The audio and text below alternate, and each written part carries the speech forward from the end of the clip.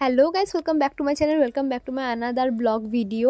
এটা হচ্ছে 22শে জানুয়ারি 2024, মানে দিশার বিয়ের দিনের ব্লগ। সেদিনকে আমার উঠতে অনেকটা লেট হয়ে গেছিলো, তাই খুব তাড়াহুড়োর মধ্যে আমি বেরিয়েছিলাম, আর ওই কারণে আমি আলাদা করে ইন্ট্রো দিতে পারিনি, একদম ভয়েস ওভারই ইন্ট্রো দিয়ে দিচ্ছি। আর এখন আমি যাচ্ছি নম্রতার বাড়িতে। মাঝখানে এই যে আমার সখী স্বর্ণালী আমার সাথে যোগদান করে।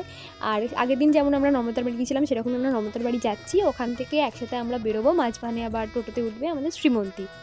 আর কোইন্সিডেন্টালি সেদিনকে আমরা তিনজন, মানে নম্রতা, আমি আর স্বর্ণালী একই শাড়ি পরেছিলাম। আর তারপরে আমরা নম্রতার বাড়ি পৌঁছে যাই। ওখানে গিয়ে তখনও দেখি ও রেডি হচ্ছে, তো আমরা ততক্ষণ একটু নিজেদেরকে চুল ঠিক করছিলাম। আমি স্বর্ণালী চুলটা একটু ঠিক করে দিচ্ছিলাম। আর তারপরে ফাইনালি আমরা বেরিয়ে পড়ি বিয়ে বাড়ির উদ্দেশ্যে।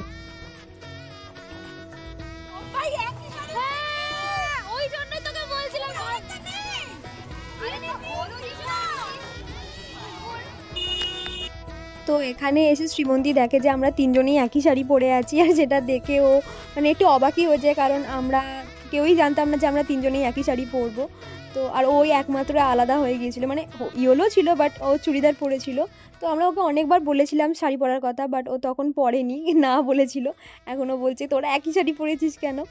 তো যাই হোক, তারপরে আমরা দিশার বাড়ি পৌঁছে যাই। গিয়ে দেখি তখন ও রেডি হচ্ছে। লেট করে বেরিয়েও আমরা ঠিক টাইমেই পৌঁছে গেছিলাম, কারণ দিশা একটু মানে ভোরবেলা উঠেছিল, তো শরীর টরীর খারাপ লাগছিলো বলে ঘুমিয়ে পড়েছিল, তাই একটু রেডি হতে লেট হয়েছিল।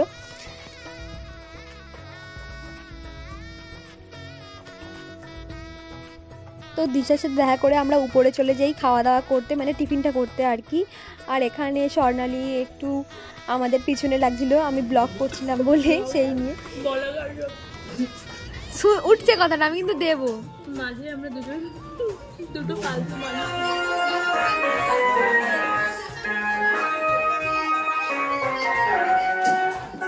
তো তোমরা এখানে দেখতেই পাচ্ছ যে আমাদের ব্রাইড কতটা পরিশ্রমী, নিজের বিয়েতে নিজেই চেয়ারগুলো রেডি করছে। আর আমরা এখানে এতটাই ভালো বন্ধু যে বসে বসে ফাজলামি মেরেই যাচ্ছি। আসলে তা না, আমরাও রেডি করে দিয়েছিলাম অনেকগুলো চেয়ার। তো কিছু চেয়ার বাকি ছিল, সেগুলো দিশা নিজেই একটু রেডি করছিল আর কি। তারপরে আমাদের এখানে একটু গসিপ হচ্ছিল। আর আমরা এক জায়গায় হবো, গসিপ হবে না এটা তো হতেই পারে না। তো এখানে একটু গসিপ হচ্ছিল সবাইকে নিয়ে। তারপরে শর্মিষ্ঠা ওর তরফ থেকে দিশার জন্য যে গিফটটা ছিল বিয়েতে, সেই গিফটটা পরিয়ে দিচ্ছিল। আর আমাদের যে গিফটটা ছিল সেই গিফটের ভিডিও নিতেই আমরা ভুলে গেছি। যাই হোক, তারপরে শর্মিষ্ঠা ওর ক্যামেরাটা নিয়ে এসেছিলো, যেহেতু ক্যামেরাতে আমাদের একটু ছবি টবি তুলে দিচ্ছিল। আর এত ক্যামেরা ট্যামেরা থাকলে আমরা কি ছবি তুলতে ছাড়ি, এটা হতেই পারে না। এত সুন্দর সেজে গেছি, ছবি তো তুলতেই হবে। তো সেই সব ছবি টবি তোলা চলছিল আর কি।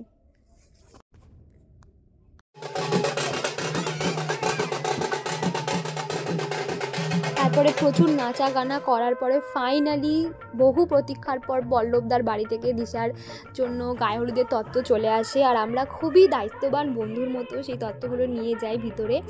মানে দেখতেই পাচ্ছ তোমরা আমরা কতটা দায়িত্ববান, কিন্তু দিশা এটা বোঝে না।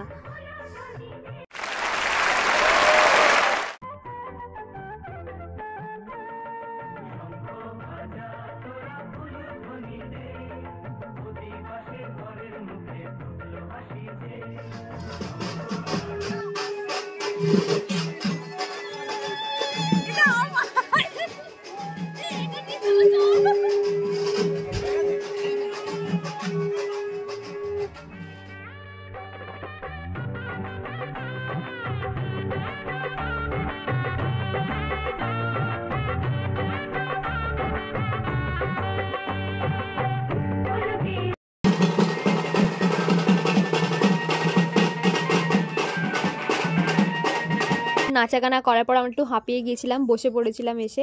তো আর ইনি এখানে ছবি তুলেই যাচ্ছিলেন, আমাদের ক্যামেরা উমেন, আমাদের পার্সোনাল ক্যামেরা উমেন। আর ছবিগুলো খুব সুন্দরই আসলে, স্বাভাবিক, আমাদের এত সুন্দর দিদি ছবি তো সুন্দর আসবেই, সেটা বড় কথা নয়। তো দিশা এখানে বসে গেছিলো আশীর্বাদের জন্য, আর আমরা বাইরে বসে কন্টিনিউয়াসলি নেচেই যাচ্ছিলাম। ব্যান্ড পার্টি শুরু করছে, আমরাও নাচতে শুরু করে দিচ্ছি। মানে এখানে আমরা এত নেচেছি, পুরো ভিডিওটাতে মানে আমাদের নাচের ভিডিওতেই ভর্তি হয়ে গেছে।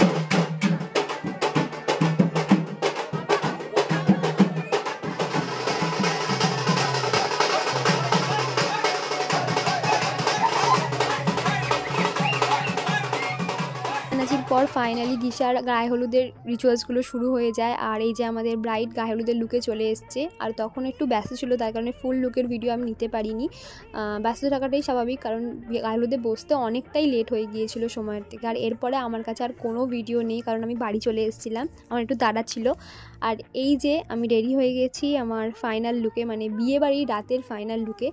বাট আমার এই ভিডিওটার পুরো সাউন্ড উড়ে গেছে, যার কারণে আমাকে ভয়েস ওভারেই বলতে হচ্ছে। আর আমি প্রচুর তাড়াতাড়ি রেডি হয়ে গেছিলাম, যেহেতু আমি আগে বাড়ি এসেছি, তো রেডিও তাড়াতাড়ি হয়েছে। আর সেদিনকে আমাকে সাজিয়েছিল আমারই বান্ধবী, ও মেকআপ আর্টিস্ট সহেলি ধারা। ও খুবই ভালো সাজায়, আমার তো নিজের লুকটা খুবই পছন্দ হয়েছিল। আর তোমরাও যদি তোমাদের স্পেশাল দিনে এরকমই সুন্দর করে সেজে উঠতে চাও, তাহলে অবশ্যই ওর সাথে যোগাযোগ করো। ওর সমস্ত ডিটেলস আমি ডেসক্রিপশানে দিয়ে রাখবো। আর এই যে আমাদের মিষ্টি ব্রাইডের বিয়ের লুক, খুবই সুন্দর লাগছিলো, মানে খুবই মিষ্টি লাগছিলো দিশাকে সেদিনকে। আর বেরোনোর টাইমে গাড়ির একটু সমস্যা হচ্ছিলো বলে আমি আর আলাদা করে ভিডিও করতে পারিনি। আর সেখানে গিয়ে আমাদের অনেক বন্ধুদের সঙ্গেও দেখা হচ্ছিলো, তাদের সাথেও কথা বলছিলাম আমরা। তার সঙ্গে দেখা করার পরে আমরা চলে আসি নিচে। আর দেখতেই পাচ্ছ এখানে স্টার্টারের যে কাউন্টারগুলো ছিল প্রচণ্ড ভিড় ছিল, আমরা রীতিমতো লাইন দিয়ে খাবার পেয়েছি আর কি। আর আমাদের খিদেও পেয়ে গিয়েছিলো, তখন প্রায় 8টা বেজে গিয়েছিলো। আর আমরা খেয়েছি দুপুরবেলা অনেক আগে, তো একটু খিদেও পেয়ে গিয়েছিলো। আর এখানেরও পুরো ভিডিওর সাউন্ড আমার উড়ে গেছে, যার কারণে আমাকে ভয়েস ওভারেই বলতে হচ্ছে। আর এখানে বসেছিল বর এখন উপরে চলে গেছে বিয়ে করতে। আরও সেখানে বসে বসেই বাকিটা সব ছবি টবি তুলছিল। আর আমরা এখানে খেয়েই যাচ্ছিলাম, খেয়ে পুরো স্টল ফাঁকা করে দিয়েছি আমরা। যাই হোক, এবারে আমরা উপরে চলে এসেছি। আর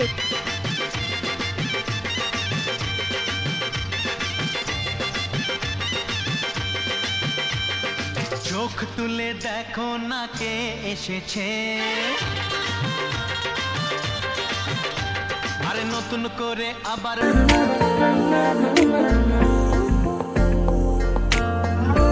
একটা বারান্দায় আমি দাঁড়িয়েছিলাম, ছুঁড়ে ম্যাজিক চোখ তাকিয়ে যেই চলে গেলে, শীতে আরাম দেয় সেই রকমই চাদর মেলে ফেলেছি খেলার ছলে তোমার কোলে।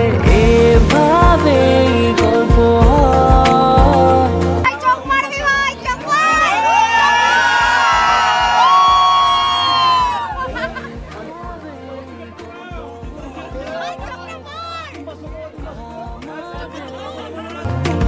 এভাবে গল্প আমাদের রূপকথা।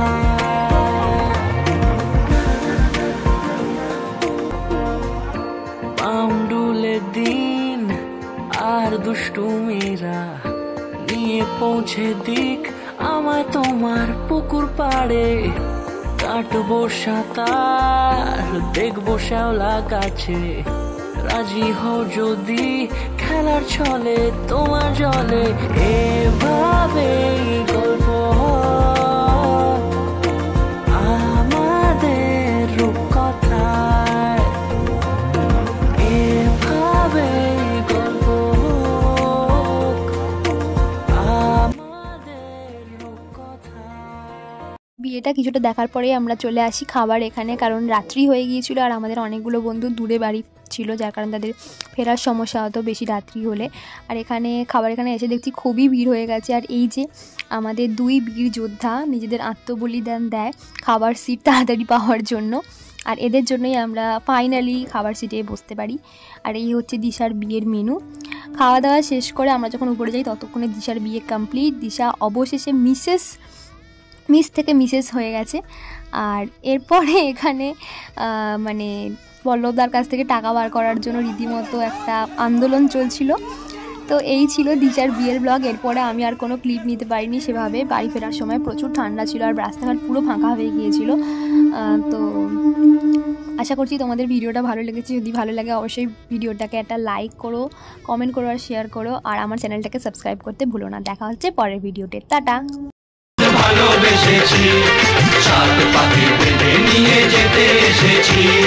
চোখ তুলে দেখো না কে এসেছে, নতুন করে আবার বিয়ের সানাই বেজেছে।